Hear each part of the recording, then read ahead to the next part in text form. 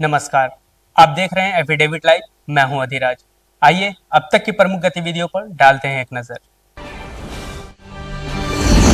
मुख्यमंत्री योगी आदित्यनाथ ने आज 1533 करोड़ रुपए की विभिन्न योजनाओं का किया लोकार्पण। सुदृढ़ीकरण और कई मार्गों के चौड़ीकरण कार्यों का किया शिलान्यास।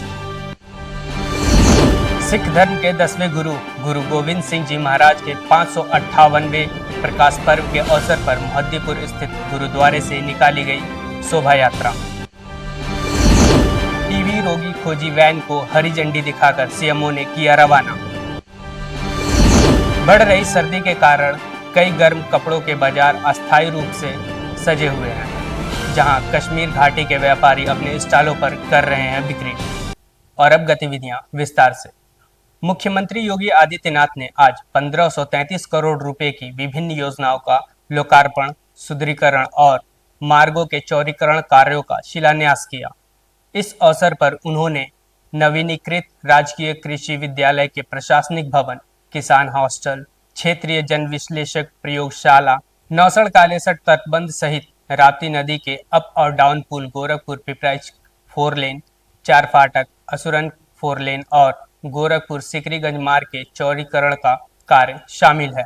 जैसे कि आप बटन दबा करके आज 1533 करोड़ की 9 विकास परियोजनाओं का लोकार्पण एवं शिलान्यास, जिसमें यूपी राष्ट्रीय निर्माण निगम की एक परियोजना इस कृषि विद्यालय के साथ आज यहाँ पर किया जा रहा है। और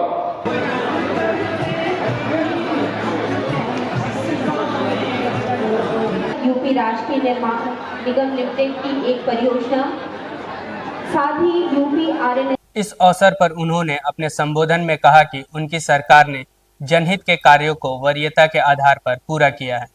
उन्होंने कहा कि शिक्षा, चिकित्सा, खेल आदि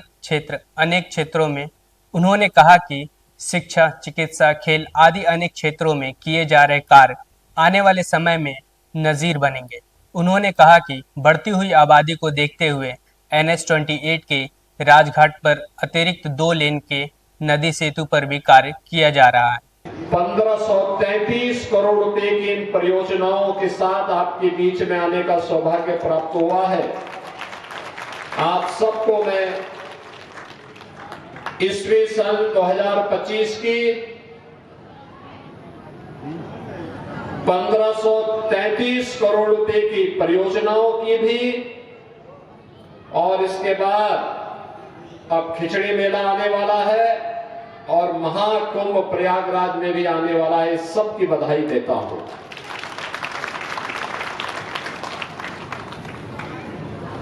यहां पे भी कृषि मंत्री जी ने जो बताया, यहां का कृषि विद्यालय 1932 में स्थापित था, लेकिन भवन जीर्ण शीर्ण हो गया था। आज एक भव्य भवन जो अन्नदाता किसानों के प्रशिक्षण का है। कृषि महाविद्यालयों में तो डिग्री दी जाती है, लेकिन एक कृषि विद्यालय जो चरगावा का है, यहां हमारे अन्नदाता किसानों को आधुनिक बीज के बारे में, तकनीक के बारे में, केंद्र और राज्य सरकार की योजनाओं के बारे में अवगत कराता है, उसकी ट्रेनिंग देता है। आज उसका एक भव्य भवन बना है, उस भवन का लोकार्पण करने का मुझे अवसर प्राप्त हुआ है। तो मैं पहले यहां पर आए हुए सभी अन्नदाता किसानों को, गोरखपुर के और पूर्वी उत्तर प्रदेश के अन्नदाता किसानों को, जिन किसानों को ट्रैक्टर मिले हैं उन सबको, और जिन प्रगतिशील किसानों को अभी हमने मंच पे शासन की योजना के साथ जोड़ा है, जिनमें rotavator, power tiller, solar pump, thresher,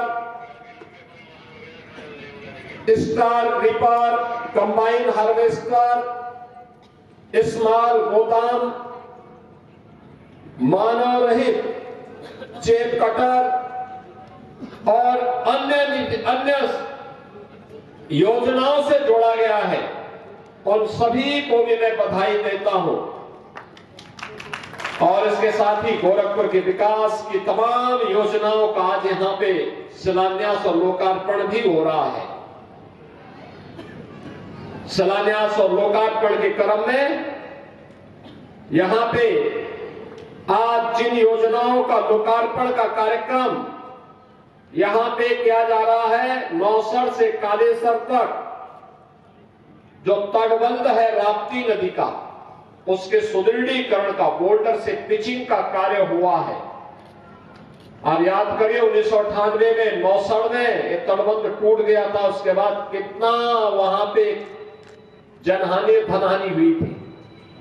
अब बोल्डर से पिचिंग हो गया, उसको सुदृढ़ कर दिया गया है। आप सोचिए 1998 के बाद 2023-24 में काम पूरा हो पा रहा है।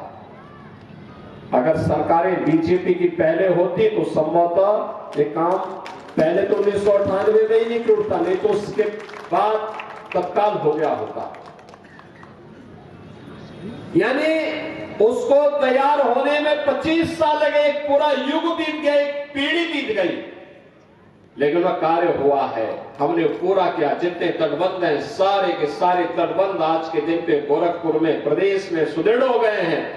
अब बाढ़ की समस्या का समाधान अस्थायी रूप से करने की दिशा में सरकार आगे बढ़ी है। कार्यक्रम स्थल पर मुख्यमंत्री ने एक बच्चे को अन्नप्राशन भी किया।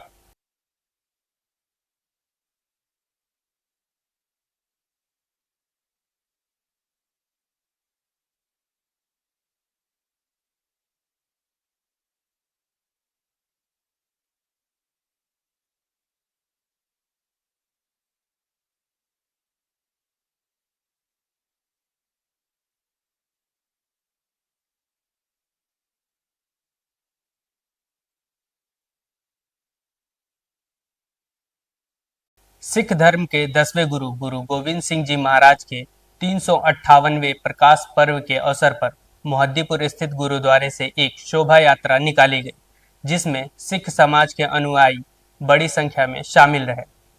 शोभा यात्रा में विभिन्न इलाकों से आए सिखों ने अपने करतब दिखाए। साथ ही शोभा यात्रा में चल रहे अनुयायियों ने गुरुवाणी, कीर्तन और भजन आदि करते हुए आगे बढ़ते रहे। यह शोभा यात्रा शहर के विभिन्न क्षेत्रों से होती हुई जटाशंकर गुरुद्वारे पर समाप्त होगी।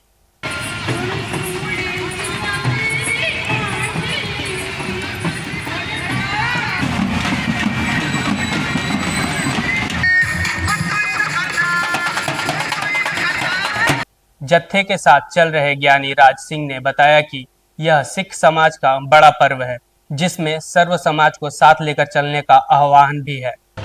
उनके जन्मदिन की खुशी में ये नगर कीर्तन निकाला जा रहा है, जो कि गुरुद्वारा मोहद्दीपुर सिंह सभा गुरुद्वारा तो आरंभ होकर के नगर दियाँ अलग अलग जगह पे जाकर के ये सब नगर में निकल करके गुरुद्वारा गुरु सिंह सभा जटाशंकर जाके ये समाप्ति होनी है।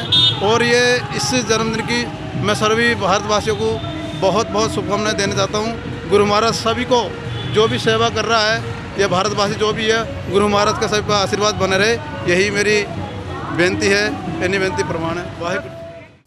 आज टीबी उन्मूलन अभियान के तहत टीबी प्रभावित और उच्च जोखिम भरे क्षेत्रों में संभावित टीबी के मरीजों की खोज करने के लिए टीबी रोगी खोजी वैन को हरी झंडी दिखाकर सीएमओ ने रवाना किया। यह 100 दिवसीय अभियान 24 मार्च तक चलेगा।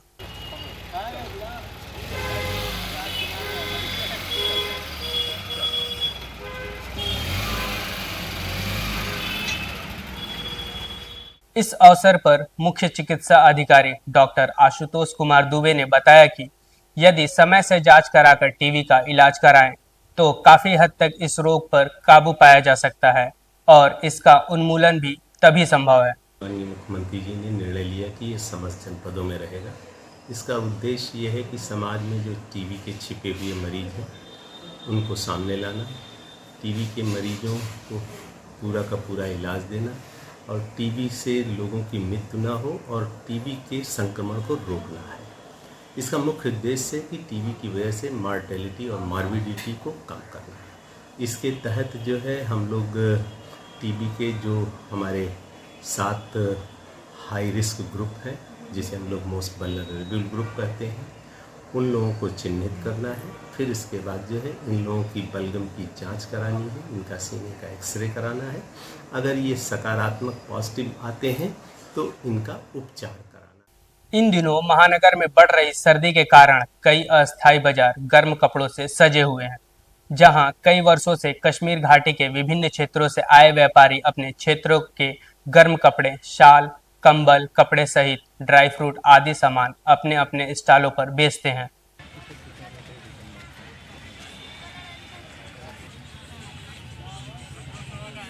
इस संबंध में वहां से आए दो व्यापारियों का कहना है, हर साल आते हैं गोरखपुर में, कम से कम 12 साल से यहाँ पर हम आ रहे हैं।